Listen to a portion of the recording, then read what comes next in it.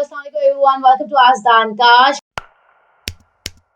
मैं हूं दानिया खान और आज हम बात करेंगे कि फ्रीलांसिंग के प्रोजेक्ट्स कैसे चूज किए जाए, कैसे डिसाइड करें कि इतने सारे प्रोजेक्ट्स होते हैं, इतनी सारी ऑप्शंस होती हैं, किस प्रोजेक्ट पे हमने काम करना है और किस पे नहीं करना।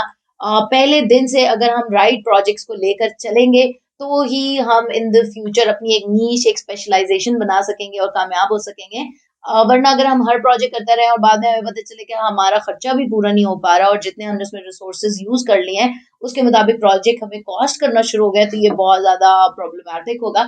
इसलिए ये सारी बातें मैं आपके साथ इसलिए करती हूँ क्योंकि ये सब एक्सपीरियंसेस हमारे साथ हुए हैं या हमारे स्टूडेंट्स के साथ या हमारे साथ चलने वाले लोगों ने इनको एक्सपीरियंस किया है।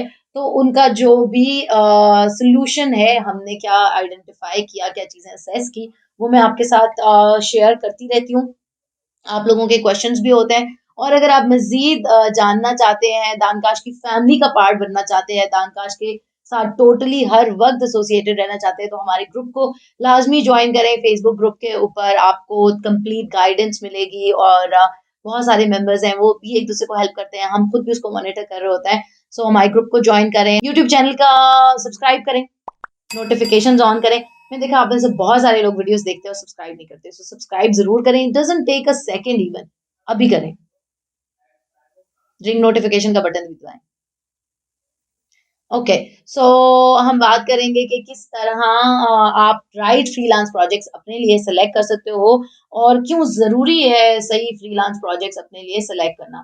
सो स्टार्ट करते हैं। सबसे पहले तो ये जानना जरूरी है कि आपका पैशन क्या है, आपका इंटरेस्ट क्या है, आप किस चीज में स्किल्ड भी हो, आपके एक्सपर्टीज भी हैं और वो आपको अच्छा पे भी कर रही है और आपको उसको करने में मजा भी आ रहा है, उस वाली साइड पे आपने जाना है। For example being a writer, मैं अगर मैंने काम करना है, एक ब्लॉग लिखना है, एक वेब कंटेंट लिखना है, एक विकिपीडिया का आर्टिकल लिखना है, तो आई प्रेफर कि मैं ब्लॉग लिख लूं क्योंकि मुझे मजा आता है ब्लॉग्स के बारे, डिफरेंट चीजों के बारे में अपना ओपिनियन बनाने में, उसको शेयर करने में और वो सारे ब्लॉग्स क्रिएट करने में। उसका जो एक टोन होता है मुझे पसंद है, लेकिन उसमें मुझे मजा भी आ रहा है, उसमें मुझे अच्छे पैसे भी मिल रहे हैं और वो मेरे लिए सूटेबल भी है।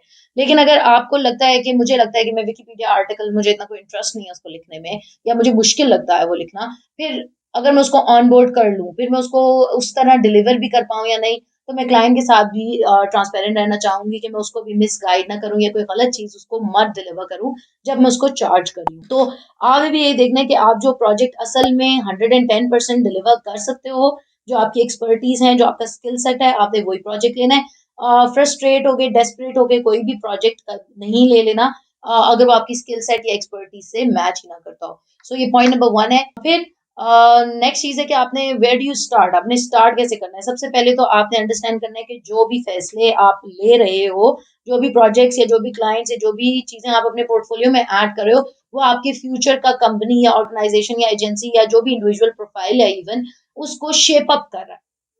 अगर आप आज से लोगोज बना रहे हो और आप आज से 10 साल बाद भी लोगोज ही बनाना चाहते हो, तो देन दैट्स गुड, आप लोगोज बना रहे हो। लेकिन अगर आप अभी लोगो बना रहे हो, कल ब्रोशर बना रहे हो, पर्सनल लैंडिंग पेज बना रहे हो, फिर सेल्स पेज बना रहे हो, असल में आप प्रोडक्ट फोटोशूट्स बनाना चाहते हो, तो जब आप क्लाइंट को अपना पोर्टफोलियो दिखाओगे, अपने प्रीवियस क्लाइंट्स का बताओगे, अपने केस स्टडी शेयर करोगे, तो उसके पास ऐसा कुछ रेलेवेंट एक्सपीरियंस उसको आपके पास नजर नहीं आएगा। सो मेक श्योर करें कि जो भी प्रोजेक्ट्स आप ले रहे हैं वो आपके ऑर्गेनाइजेशनल स्ट्रक्चर और स्ट्रैटेजी के साथ मीट करते हैं, आपकी जो ऑर्गेनाइजेशन का एक कोर वैल्यूज होते हैं उनके साथ अलाइन करते हैं। अक्सर ऐसे प्रोजेक्ट्स आते हैं फ्रीलांसर्स के पास, स्पेशली जब हम ग्लोबल मार्केट में काम कर रहे होते हैं, कि जो हमारी टीम के एथिक्स के साथ अलाइन नहीं करते, तो फिर we can't take those projects and we shouldn't be working on that. So आपने जो भी प्रोजेक्ट ऑन बोर्ड करना है, चाहे आप इंडिविजुअल हो चाहे आपके पास टीम है, आपने मेक श्योर करना है कि ये आपके ऑर्गेनाइजेशनल ऑब्जेक्टिव्स और स्ट्रेटजी के साथ अलाइन करता है।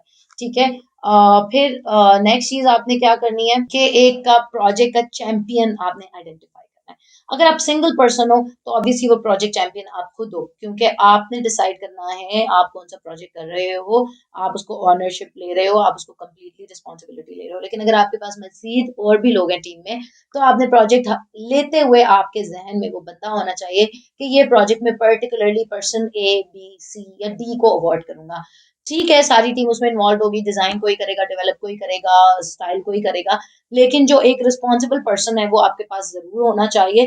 वरना जब तक रिस्पॉन्सिबिलिटी सबकी होती है तो फिर किसी की भी नहीं होती। ज़िम्मेदारी हमेशा एक आदमी की होती है, अगर वो ज़िम्मेदारी लेता है, गुड है। अगर हम कहें कि हम सब इस प्रोजेक्ट के ज़िम्मेदार हैं, तो वो प्रोजेक्ट कभी भी नहीं होगा, क्योंकि सब दूसरे के ऊपर डालते रहेंगे। सो मेक श्योर कि वो बंदा जो आपने सोचा है, वो इस प्रोजेक्ट के को कर भी सकता है, उसके पास स्किल भी है, कैपेसिटी भी है और वो इसकी रिस्पॉन्सिबिलिटी भी ले सकता है और उसके पास इस वक़्त इतनी फ्लेक्सिबिलिटी भी है, यानी उसकी प्लेट में इतनी जगह है कि वो एक प्रोजेक्ट और ऑनबोर्ड कर सकता हो। फिर आपने कोई भी प्रोजेक्ट ऑनबोर्ड करते हुए उसको इवैल्यूएट ज़रूर करना है, ऑर्गेनाइजेशनली एनवायरमेंटल असेसमेंट उसका ज़रूर बनाना है कि ये प्रोजेक्ट लेने से हमारे पास क्या-क्या चीज़ें इम्पैक्ट होगी। फॉर एग्ज़ाम्पल कौन-कौन से रिसोर्सेज़ या कौन-कौन सी कंपनी के अंदर प्रोसेसेज़ हैं जो इस प्रोजेक्ट के लिए इस्तेमाल होंगे। फिर क्या ये प्रोजेक्ट सिर्फ़ और सिर्फ़ आईटी के डिपार्टमेंट, डिज़ाइन के डिपार्टमेंट, सोशल मीडिया के डिपार्टमेंट को एंगेज करेगा या इसमें बाकी डिपार्टमेंट्स ने भी कुछ ना कुछ कंट्रीब्यूट करना है।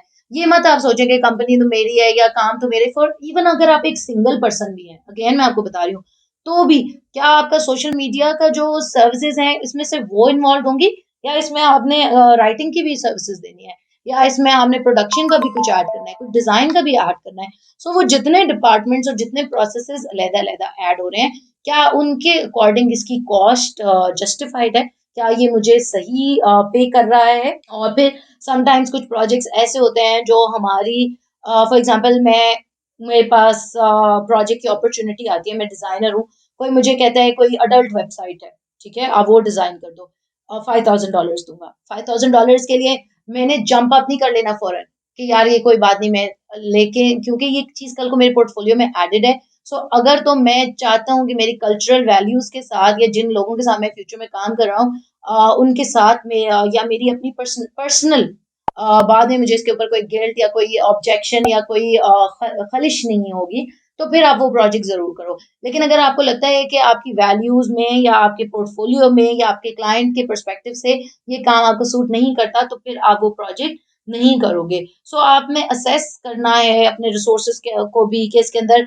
कौन-कौन से टूल्स इस्तेमाल होंगे, क्या वो पेड टूल्स हैं या फ्री टूल्स हैं, इसके अंदर कितने लोग इन्वॉल्वड होंगे, क्या वो कितना पे करना पड़ रहा है मुझे उन लोग क्या मैं इसको आउटसोर्स कर रहा हूँ, कितना पोर्शन मैं इसका खुद कर रहा हूँ, तो सारी चीज़ें आपने अच्छी तरह इवैल्यूएट करनी है और समटाइम्स कुछ कुछ प्रोजेक्ट्स के पर्टिकुलर पार्ट्स के लिए हमारे पास रिसोर्स होता ही नहीं है और हम कहते हैं नहीं-नहीं हम कर लेंगे जब टाइम आएगा तो देखी जाएगी। सो ये भी आपने नहीं करना क्योंकि आप अपना रेप्यूट तो खराब नहीं करना चाहते। तो एक फ्रीलांसर के लिए तो और फ्रीलांसर क्या, अब कोई भी बंदा इंटरनेट पे काम करता है और अब हर बंदे के लिए ज़रूरी है कि उसका जो ऑनलाइन रिव्यूज़ है, उसका जो प्रोफ़ाइल है चाहे वो सोशल है, चाहे वो किसी फ्रीलांसिंग प्लेटफ़ॉर्म पे है, चाहे वो किसी बिज़नेस लिस्टिंग में है, कि उसकी रेटिंग्स और उसके रिव्यूज़ खराब ना हो।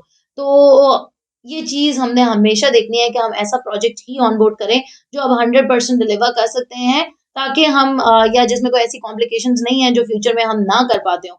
ताकि हमारा क्लाइंट नाराज़ होके चला जाए और हमें बुरा-सा रिव्यू दे जाए, हम ये अफ़ोर्ड नहीं कर सकते। एंड फिर आपने अपने पैरामीटर्स फॉर सक्सेस डिफाइन करने हैं कि ये प्रोजेक्ट पहले तो कितने महीने में कंप्लीट होगा या कितने साल में कंप्लीट होगा। फिर मैं इसको कब success समझूँगा?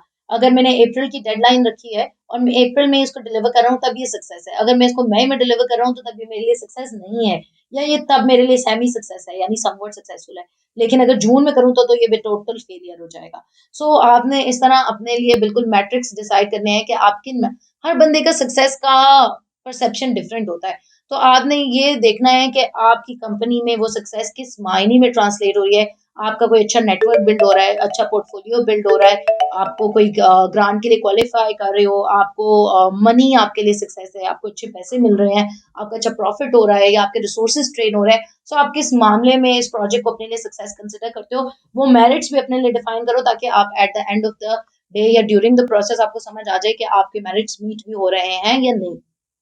And some other things जो कि फ्रीलांसिंग प्लेटफॉर्म्स पे पर्टिकुलरली लोग काम कर रहे होते हैं उनके लिए कि जब भी कोई प्रोजेक्ट ऑन बोर्ड करे जब तक प्रोजेक्ट फंड ना हो अगर आप अपवर्ड पे काम करें फॉर एग्जांपल जब तक प्रोजेक्ट आपको अवार्ड नहीं होता एस्क्रो में उसके माइलस्टोन फंड नहीं होता तब तक आपने काम शुरू नहीं करना और जब भी काम डिलीवर करना है तो पेमेंट अपनी रिलीज करवानी है फिर नेक्स्ट माइलस्टोन पे जंप करना है प्रोजेक्ट अवार्ड करवाना है फंड करवाना है माइलस्टोन्स बनाने हैं और इस तरह डिलीवर करना है फिर अगर आप फाइवर पे भी कर रहे हो तो मेक श्योर कि बायर की प्रोफाइल आप देख रहे हो और देख रहे हो कि आप कौन सा पैकेज उसको सेल कर रहे हो और उस पैकेज में आपको क्या अफोर्डेबिलिटी बन रहा है इसके अलावा बाकी भी जो भी प्लेटफॉर्म्स आप यूज कर रहे हो जहां से भी आप क्लाइंट के साथ काम कर रहे हो मेक श्योर कि या तो आप अपफ्रंट डिपॉजिट ले रहे हो या फिर आप अपफ्रंट डिपॉजिट तो हर सूरत में समवट आपने लेना ही है, कुछ एक अमाउंट तो आपने लेनी है, या आप एस्क्रो करवा रहे हो या आप डिपॉजिट ले रहे हो, दोनों में से कुछ तो आपने करना है लाजमी।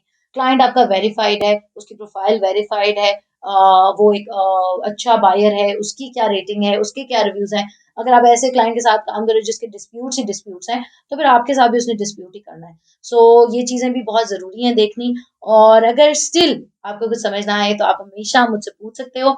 यूट्यूब चैनल को सब्सक्राइब लाजमी करो, फेसबुक पेज को भी, और ग्रुप ज्वाइन करो, फ्री कोर्सेज मिलेंगे लोगों को जो ग्रुप्स में होंगे। आस्क दानकाश कम्युनिटी के ऊपर आपको क्वेश्चन पूछने के लिए यहाँ पे आपको दानकाश की वेबसाइट ओपन करनी है। यहाँ पे आपको एक बटन नज़र आ रहा है आस्क दानकाश, आपने यहाँ पे क्लिक करना है। यहाँ पे आस्क का क्वेश्चन का बटन नज़र आ रहा होगा, आपने यहाँ पे क्लिक करना है। आपका जो भी क्वेश्चन होगा आपने यहाँ पे उस क्वेश्चन का टाइटल लिखना है, क्रिएट इंस्टाग्राम बिजनेस अकाउंट। उसके बाद आपने अपने क्वेश्चन की कैटेगरी जो है वो सिलेक्ट कर लेनी है कि आपका क्वेश्चन जो है किस कैटेगरी में आता है।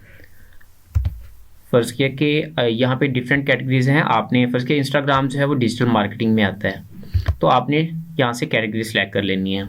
उसके बाद अपने क्वेश्चन का जो है आपने डिस्क्रिप्शन लिखनी है। How can I create Instagram business account and, या इसको ये कर लें आप। इसकी जो है मज़ीद डिस्क्रिप्शन लिखना चाहें तो आप वो भी लिख सकते हैं, जो भी आपको मतलब कि क्वेश्चन होगा कंप्लीट आप लिखना चाहें तो वो लिख सकते हैं। उसके बाद जो सिंपली यहाँ पे क्लिक करके इसको पोस्ट कर देना है। तो आपका जो क्वेश्चन है वो पोस्ट हो चुका है।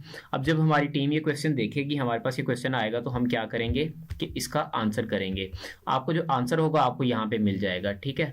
और दूसरे अगर आप कोई और क्वेश्चन जो पहले से लोगों ने पूछे हैं वो भी सर्च कर सकते हैं। अब उसके लिए आपको यहाँ पे आना है, सर्च करना है।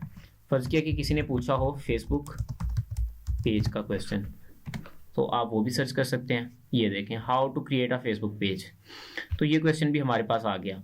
तो इस तरह जो है आप डिफरेंट क्वेश्चंस भी पूछ सकते हैं, या आप जो है वो क्वेश्चन ऑलरेडी जो लोगों ने पूछे हैं वो भी सर्च कर सकते हैं, ठीक है। और इस तरह हम यहाँ पे आपको साइट पे जो है डिफरेंट कैटेगरीज भी नज़र आ रही हैं। जो फ़र्ज़ किया कि मैं फ्रीलांसिंग से रिलेटेड जो है वो क्वेश्चन देखना चाह रहा हूँ जो लोगों ने पूछे हुए हैं और उनके आंसर्स क्या हैं, तो वो भी देख सकते हैं कि अपवर्क के बारे में किसी ने पूछा है, किसी ने जो है अपवर्क वेरिफिकेशन इशू आ रहा था उन्होंने पूछा, उसको आंसर दिया गया है। बहुत सारे लोग जो है हमें देख रहे होते हैं हमारी वीडियोस को, और वो ये समझते हैं कि शायद ये सारा कंटेंट और इसके पीछे सारी इन्फॉर्मेशन को इकट्ठा करने में और आप लोगों को हेल्प करने में सिर्फ दानिया एंड काशिफ है। नहीं, इसके पीछे एक बहुत बड़ी टीम है जो आपको जो है हेल्प कर रही होती है ताकि आप तक ये सही कंटेंट पहुंचे। इसलिए आप हमें करें सब्सक्राइब, बेल का आइकन करें हिट, और आप क्या कहना चाहते हैं? आप क्या कहना चाहते हैं? सब्सक्राइब करें, बेल आइकन को 0304 1115786 daankash.com